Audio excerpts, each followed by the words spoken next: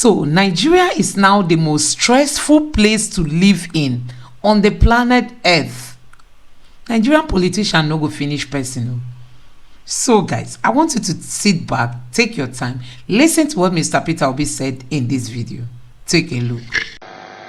Today, go and look at the list of terrorized nations. Nigeria is number 3. We are now ranked the same place as Afghanistan and Yemen. Today we are the capital of poverty. We have been since 2019. What is worse in it is that Nigeria have more people living in poverty than the 2 biggest countries of the world combined. China and India combined is 2.8 billion. Nigeria is 200 million. So we are not even to 10% of these 2 countries combined, but we have more people living in poverty than both of them combined. Today we have 50 million children out of school. And not out of school. 60 to 70% of them have never been to school at all. So they are not out of school. They have never even experienced it, talk less of coming out of it. Your country's stress level, this country is now the most stressful place for people to live in. One check the stress level index. Our misery level have gone down so low. We have the highest unemployment rate because we have been comparing with South Africa, but I'll show you how South Africa is less. We have 33% unemployment. When you include underemployment, you have 55%, out of which 60% of these are young people in their productive age doing nothing. At the age they are supposed to be the engine of production, they are not doing anything. They've left school. Some of them didn't go to school, but they have nothing doing. So you have millions of them all over the place. We've just overtaken India in infant mortality. They expected we would overtake them in 2024, but we've overtaken them by first quarter. The list is endless. In drug prevalence now, the global rate is 5.8. Nigeria is 14.9. And it's 70% more among the young ones. Is there anything that you can say you like about Tinubu? Anything? Oh, I am very, very happy. I thank God for Tinubu. Without Tinubu, I wouldn't have known that we can have fake bishops. Without Tinubu, I wouldn't have known that some men that I thought were honorable men are not honorable. Without Tinubu, I wouldn't have lost more than half the people I grew up with and thought were my friends, who have now discovered are largely ethnic and ethno-religious jingoists. And they are not just Yorubas, some Igbos are among them, and some Hausas as well. I'm talking about friends across the length and breadth of Nigeria. Tinubu has been very good at unveiling the true nature of people. So all the horrible people who had been busy protesting to be men of God, one can see them clearer. That's because of Tinubu.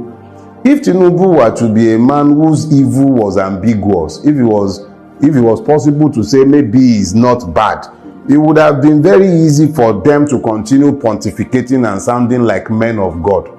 But the fact that the man is so unrepentantly and clearly evil, and they have found accommodation for him, and they are the ones excusing the evil, explaining the evil, looking to normalize the evil, they don't even mind taking off their own garments of honor to cloak a filthy felon.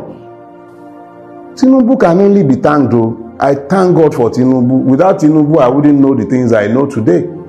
Some people I thought were men. In fact, some people I thought were gods. They've been revealed to be men. Just men. Just men. So Tinubu has been a very good thing for this country. Excellent thing. How would we have known how useless our judiciary is if it wasn't for Tinubu? Tinubu has been a fantastic blessing to Nigeria. So now we know that some men who used to pontificate about honesty does not matter to them. Men who used to talk about citizenship, freedom, electoral rights, it doesn't matter to them. Now we know. If it wasn't for Tinubu, how would I know? Some men would have gone to their graves with honor if it wasn't for Tinubu. Do you know how many people Tinubu has turned naked? No, I am thankful for Tinubu. So, Mr. Peter Obi has equally condemned the Tinubu's administration for trying to stop nurses from traveling outside the country to go seek for greener pasture. Mr. Peter Obi told them to direct their energy, in developing these schools and making sure that these schools are well equipped and well managed so that they can produce better nurses in Nigeria. Take a look at what Mr. Peter Obi said when he visited one of the school of nurses in Ihiala, Anambra State of Nigeria. Once again, in this occasion, the Nursing and Medical Council of Nigeria to reverse their recent stringent conditions of our nursing personnel working overseas. We cannot restrict our young ones' opportunity of global employment. That is what is available today. Nigeria is the third most wanted nurses globally, and have to be allowed to seek the opportunities that are global for them.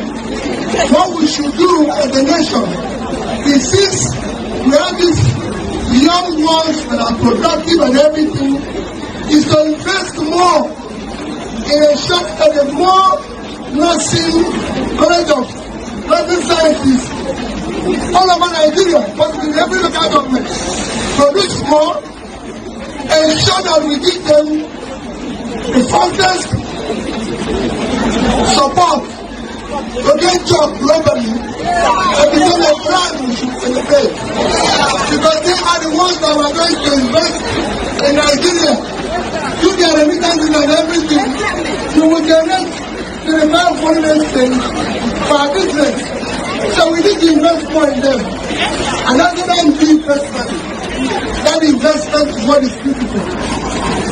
So please reverse this condition and support them. And our government to go around and support all the school of nursing, college of nursing sciences that is all over Nigeria. Thank you. Again, this is occasion to appeal to the Nursing and Medical Council of Nigeria to reverse their recent stringent conditions of our nursing personnel working overseas.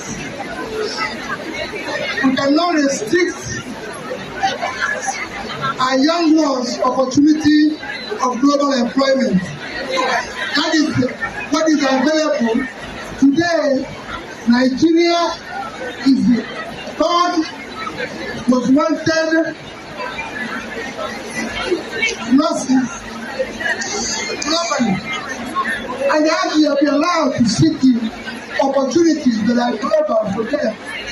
What we should do as a nation is, since we have these young ones that are productive and everything, is to invest more in a short and a more nursing college of nursing sciences all over Nigeria, but in every local government. Produce more, ensure that we give them the fastest support to get jobs globally and become a brand we should celebrate. Because they are the ones that were going to invest in Nigeria, do their remittances and everything. We will generate the required foreign exchange. But what I will urge the council to do is to go to government to invest more in education of nurses and midwives. They should support the schools. They should come here and invest money. That's what the council should be doing. To bring government to come here and complete all these buildings. Not to the city where you're going to go to work. That's not their job. So I thank you for the opportunity, my Lord, I only came here to support what you're doing now, not as a government, but in my own little way of believing that this is the way to go.